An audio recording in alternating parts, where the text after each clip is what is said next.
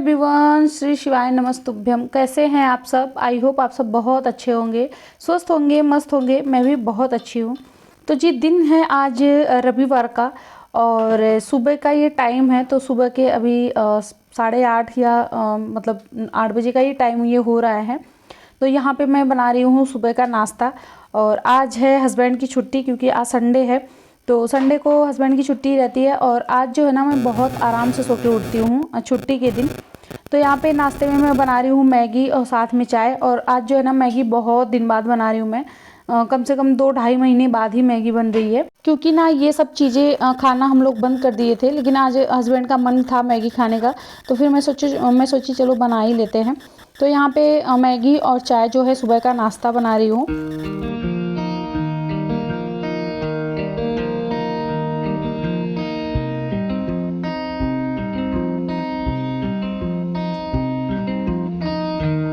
तो आज जो है ना, चाय और नाश्ता बनाने में काफ़ी ज़्यादा लेट हो गया है, क्योंकि संडे के दिन मैं थोड़ा लेट सो के उठती हूँ। जैसे 6:30 या 7, पौने 7 तक मैं सो के उठती हूँ। एक दिन ही हफ्ते में होता है जो थोड़ा सा आराम मिलता है, आराम से सो के उठो, आराम से सारा काम करो। बाकी जो भी वर्किंग डे होता है उसमें तो सुबह 5:30 उठ ही जाना होता है, क्योंकि अगर उठेंगे नहीं तो फिर सारा लेट हो जाता है। हस्बैंड को ऑफिस भी जाना होता है, उनका लंच ब्रेकफास्ट उनको रेडी करके देना होता है। और हस्बैंड का ऐसा नहीं है कि बस पराठा सब्जी दे दिए या कुछ ऐसा ही दे दिए हो गया। उनको प्रॉपर मतलब लंच के लिए दाल चावल रोटी सब्जी देना होता है, फिर ब्रेकफास्ट अलग से देना होता है। तो इसकी वजह से मुझे जल्दी सो के उठना पड़ता है, तभी जाके 8:30 बजे तक सब कुछ मेरा हो पाता है। क्योंकि उसी में फिर नहाना धोना पूजा भी होता है, फिर उसी में झाड़ू भी होता है, उसी में लंच ब्रेकफास्ट भी मैं रेडी करती हूँ। तो जब जल्दी सो के उठती हूँ ना, तभी ये सब हो पाता है, नहीं तो फिर लेट हो जाता है तो फिर नहीं हो पाता है। तो जब जिस दिन लेट हो जाता है सो के उठने में ना, उस दिन फिर मैं नहा नहीं पाती हूँ। तब फिर मैं नहाती हूँ जब हस्बैंड चले जाते हैं। तो जो यहाँ पे अभी नाश्ता हो गया था, चाय और मैगी हम दोनों खा लिए थे। और यहाँ पे जो है मैं डस्टिंग कर रही हूँ। आज संडे का दिन है। संडे का दिन जो होता है वो मेरी डीप क्लीनिंग का डे होता है। हफ्ते में एक दिन मैं डीप क्लीन करती हूँ, और बाकी के दिन में तो क्लीनिंग होती रहती है रोज़ के रोज़। लेकिन संडे के दिन जो है ना, वो मैं मतलब अच्छे से डीप क्लीन करती हूँ। जैसे खिड़की, दरवाजे और बाकी जितने घर में सीनरी वगैरह लगी हैं, बोर्ड लगे हुए हैं, तो इन सब चीज़ों का ना मैं अच्छे से साफ़ सफाई मैं संडे को ही करती हूँ। क्योंकि संडे का जो दिन होता है वो बहुत रिलैक्स वाला होता है। कोई जल्दी नहीं होती है नाश्ता और लंच वगैरह का। हाँ, लंच का मुझे जल्दी होता है, 2:30 बजे तक लंच रेडी करके हस्बैंड को खिला के भेज देना होता है। लेकिन ब्रेकफास्ट का कोई जल्दी नहीं होता है। आराम से सो के उठो, आराम से सारा काम करो।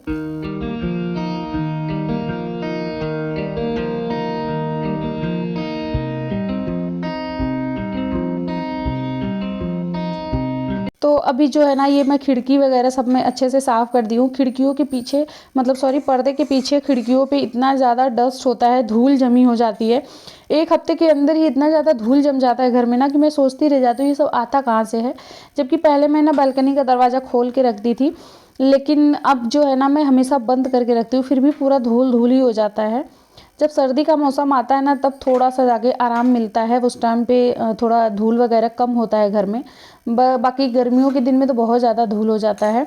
और ये दिवाली के पहले ही मैं अच्छे से डीप क्लीनिंग की थी, तब से अभी तक की नहीं। तो मैं सोची आज मैं अच्छे से कर लेती हूँ, क्योंकि आज मेरे पास टाइम भी था। तो यहाँ पे जो है खिड़की दरवाज़ा ये अच्छे से साफ़ हो गया था पूरा। और अभी जो है मैं बेड अच्छे से क्लीन कर रही हूँ। बेड में ना भी धूल जम जाती है, ये काला काला है ना, तो मतलब इसके ऊपर ज़्यादा तो पता नहीं चलता, बाकी जब धूल जमती है ना, तो वाइट वाइट से पूरा पता चलता है। तो जो हॉल में बेड है उसको तो मैं एकदम अच्छे से क्लीन कर दी थी। और अभी जो है आ गई हूँ मैं बेडरूम में। तो बेडरूम वाला जो बेड है ना, ये थोड़ा सा ब्राउन कलर में है। इस पे तो बिल्कुल भी गंदगी पता नहीं चलती। हॉल वाले बेड पे तो पता चल जाती, क्योंकि वो पूरा ब्लैक है, तो उस पर जल्दी पता चलता है वाइट वाइट।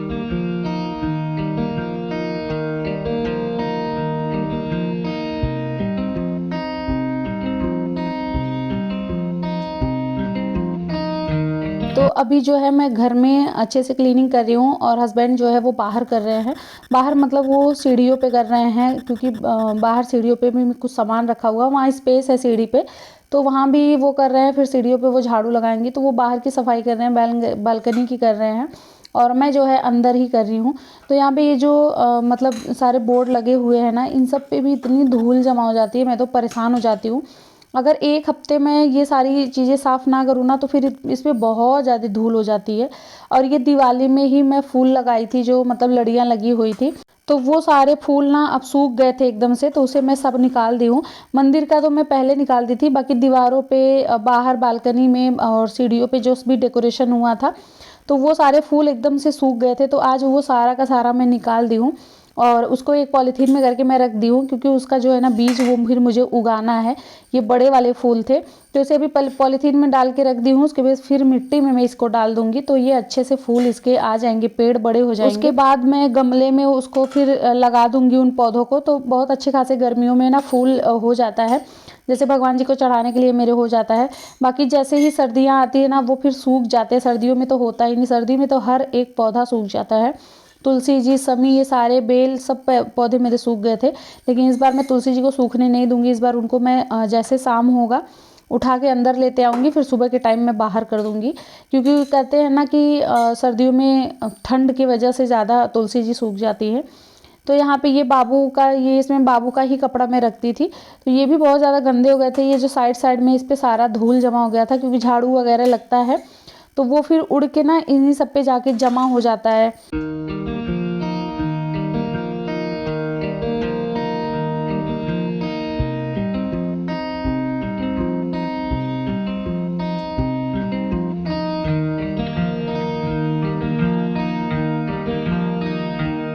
तो थोड़ा-सा मेहनत तो लगता है घर वगैरह साफ़ करने में, लेकिन हाँ, मन को सुकून बहुत ज़्यादा मिलती है, शांति मिलता है।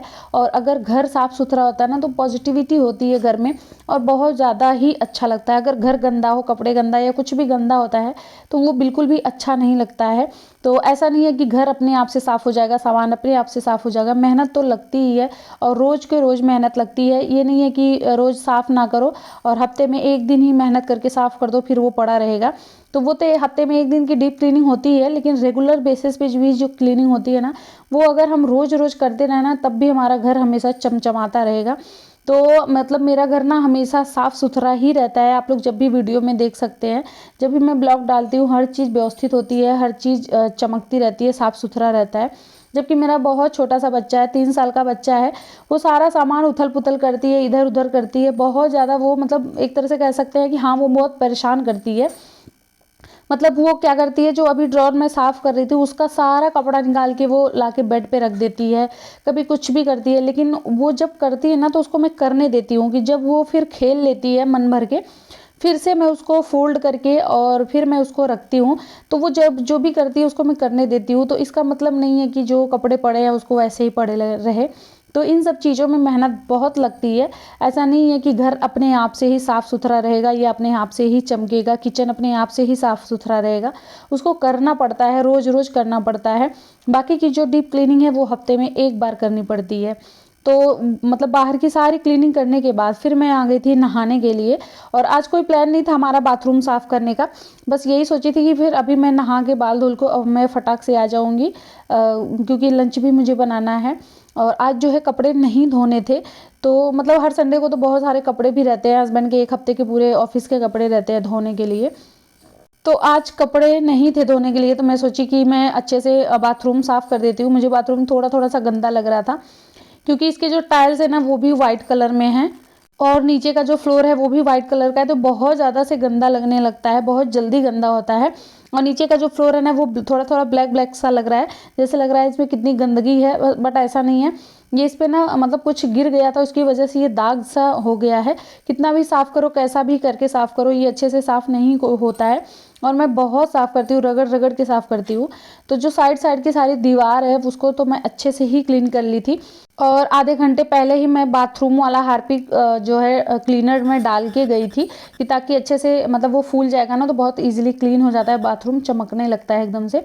और यहाँ पे जो है सिंक भी थोड़ा गंदा ही लग रहा था, तो इस पर भी मैं थोड़ा सा सर्फ ऐसे छीट के और जो है अच्छे से मैं इसको क्लीन कर दी हूँ, तो ये भी चमक रहा था। और अभी मतलब पूरा का पूरा जितना भी बाथरूम का एरिया ना वो सारा मैं अच्छे से क्लीन कर दी हूँ। और फिर उसके बाद फिर मैं नहाई हूँ, और नहा धो के फिर मैं सीधे आ गई हूँ किचन में। और अभी जो है दोपहर का मुझे लंच रेडी करना है क्योंकि बहुत ज़्यादा लेट हो गया है। तो दाल मैं पहले बना दी थी, जब मैं क्लीनिंग कर रही थी उसी टाइम पे मैं दाल चढ़ा दी थी क्योंकि जो है टाइम हो गया था। अगर मैं नहा धो के आके फिर मैं बनाती ना तो लेट हो जाता, फिर हस्बैंड लंच नहीं कर पाते।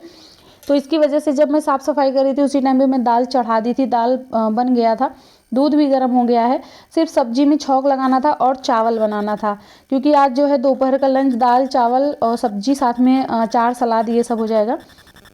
तो रोटी नहीं बनाऊंगी, रोटी शाम को बना दूंगी। तो यहाँ पे सब्जी था आलू और बीन्स की भुजिया सब्जी में बना रही थी। बीन्स की मुझे मसाले वाली सब्जी बिल्कुल भी पसंद नहीं आती है, तो जब बीन्स बोड़ा वगैरह होता है ना तो उसका मैं भुजिया ही बनाती हूँ। सिर्फ मिर्ची का तड़का लगाती हूँ और हल्दी नमक डाल के थोड़ा सा मिर्च पाउडर ऊपर से डाल के फिर मैं बनाती हूँ। और लोहे की कढ़ाई में आप भुजिया सब्जी बनाइए ना तो बहुत ज़्यादा टेस्टी होता है। दाल चावल के साथ तो बहुत ज़्यादा मज़ा आता है। फ्राई दाल रहे साथ में चावल और ये वाली भुजिया सब्जी मुझे तो बहुत ज़्यादा पसंद है, हस्बैंड को भी बहुत ज़्यादा पसंद आती है ये वाली सब्जी।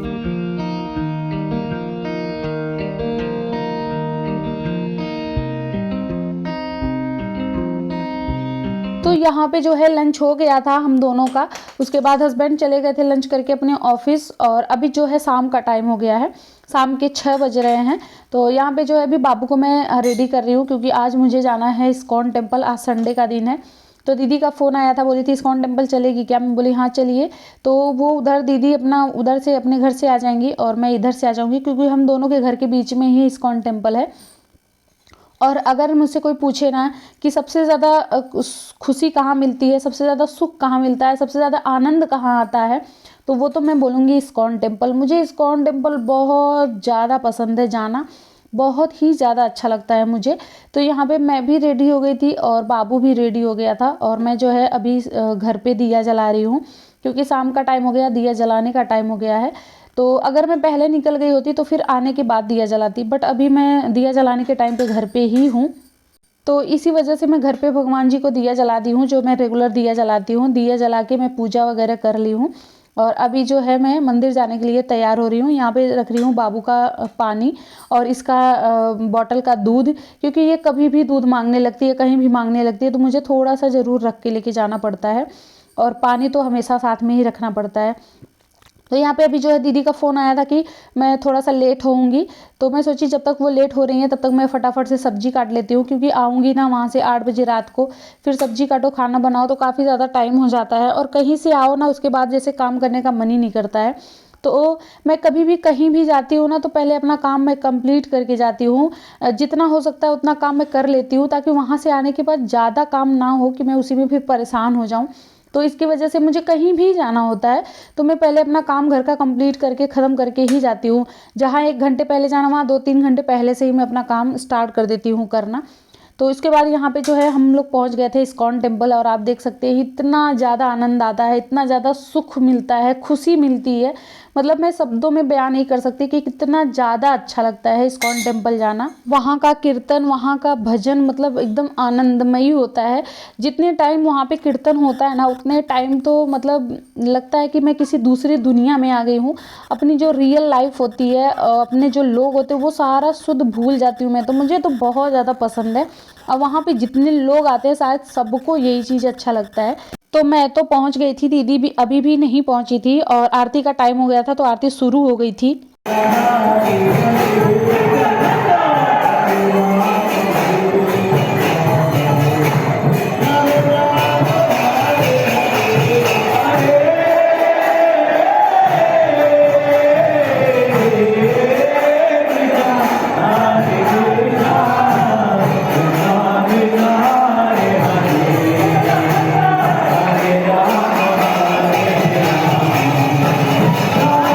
तो आप लोग देख सकते हैं कि कितना लोग यहाँ पे मगन है, कितना डांस कर रहे हैं, कितना अच्छा लग रहा था।